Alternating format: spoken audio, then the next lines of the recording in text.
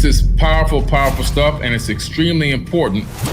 I've been able to fully extract the information.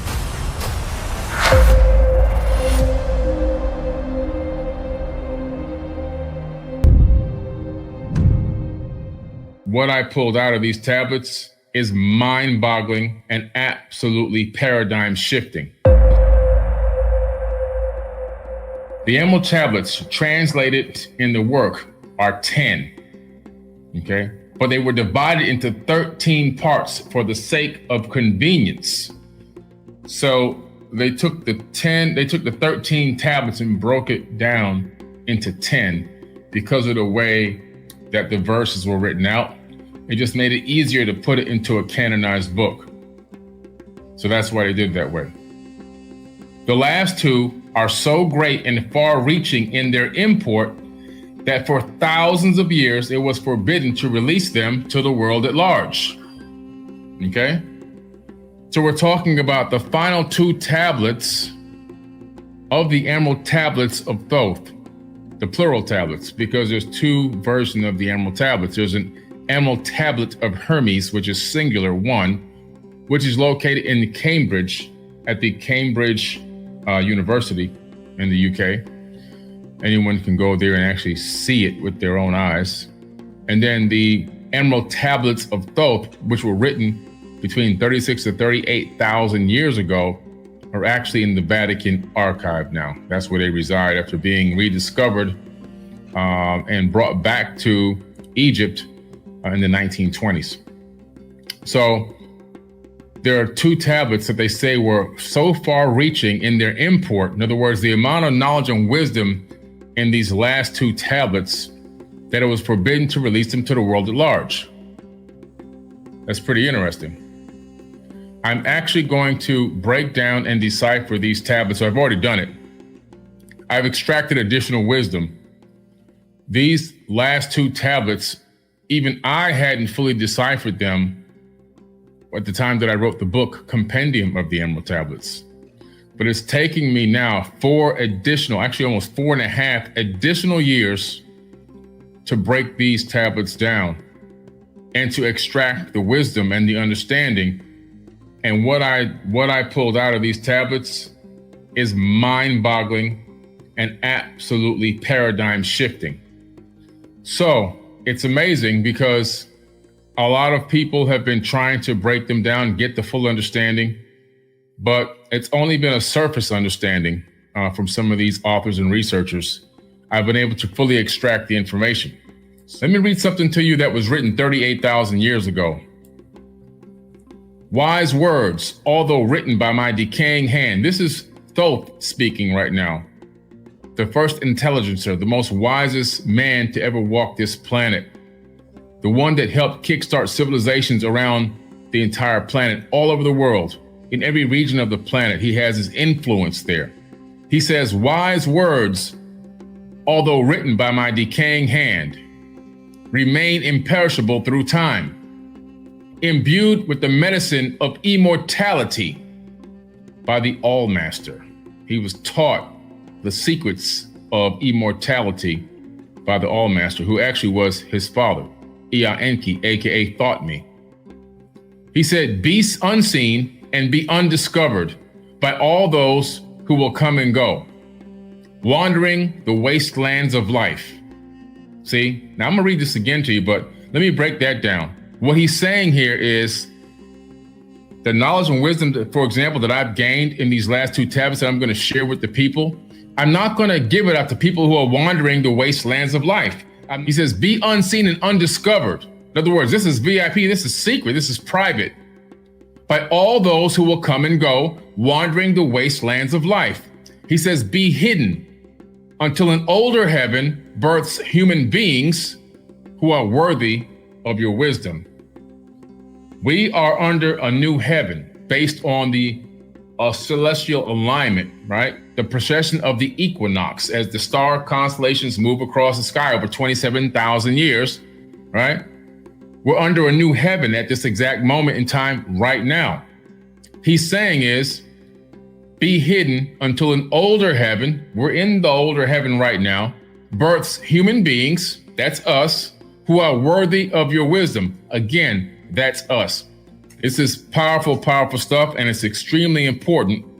And it's the reason why I'm doing it in a workshop format, because it's that important that it's done that way, because I'm listening to the master.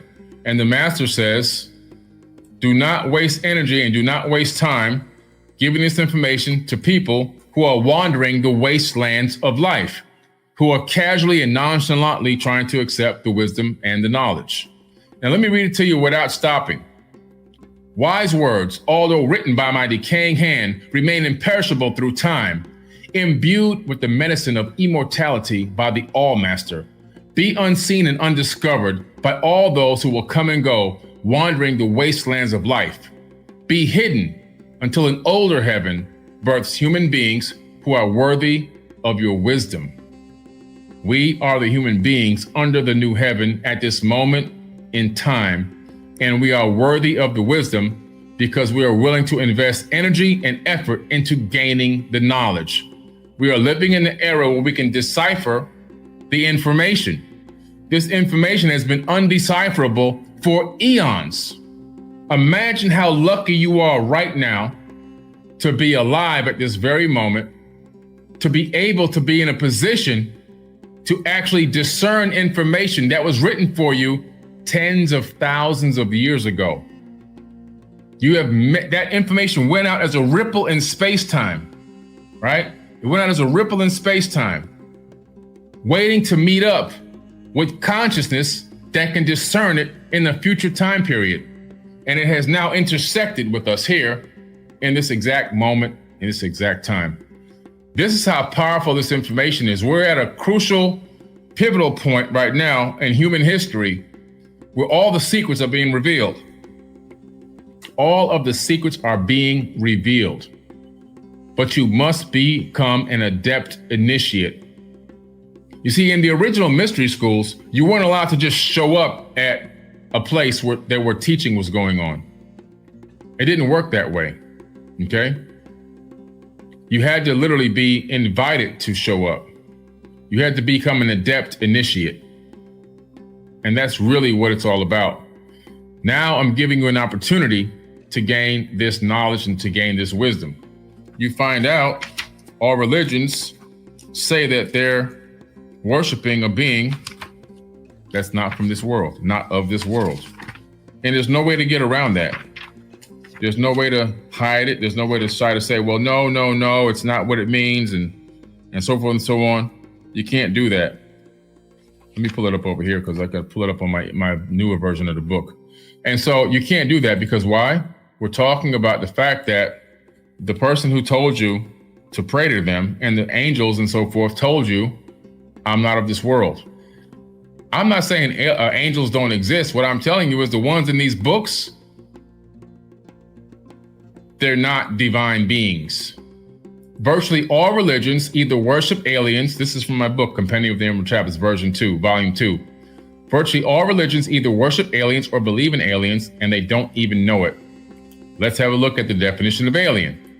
A resident born in or belonging to another country or an entity from outer space. Now that the definition is clear, let's take a look at some of its largest religions and their origins. Christianity. 2.1 billion people worship Jesus. Well, he says in John 8:23, and he said unto them, you are from beneath, I am from above. You are of this world, I am not of this world. I'm not from earth. Islam. 1.3 billion people believe that the Prophet Muhammad was meditating in the cave of Hira by himself when the angel Gabriel, who said that it was not from earth, descended and came down from above to him and told him to recite the Iqra, the words of God, even though the Prophet Muhammad was illiterate at the time. He was illiterate. Hinduism. 851 million Hindus hold that the cosmos is populated by numerous deities and spiritual beings, gods and goddesses or devas, who actually influence the world and who interact with humans and say that they're not from Earth, aliens. Buddhism. 375 million people are in Buddhist. Deities, they say, are certain branches of a largest Buddhist tradition, including the Mahayana, include a variety of gods and goddesses that say they're not from Earth, aliens. Mormons, 13.5 million people say that the angel Moroni, who's not from Earth, according to Angel Moroni, not from Billy Carson, is in Mormonism an angel that visited Joseph Smith on numerous occasions, beginning on September 21st, 1823.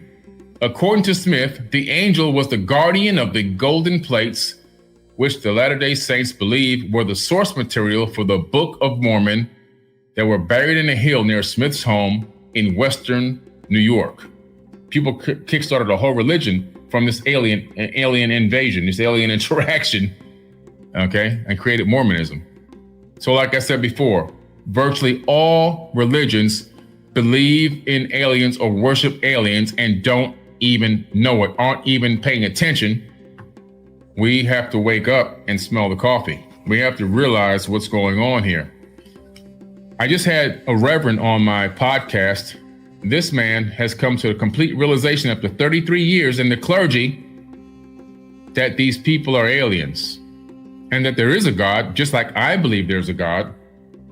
But the God that we both believe exists is not written in these religious texts. Those are people who are manipulating other people. People with advanced wisdom that utilize that advanced wisdom and that advanced knowledge to put their boot on other people's necks. The things that they're capable of doing appear to be magical because they had advanced technology in the ancient past. And the people who didn't have advanced technology thought they were gods and worshiped them.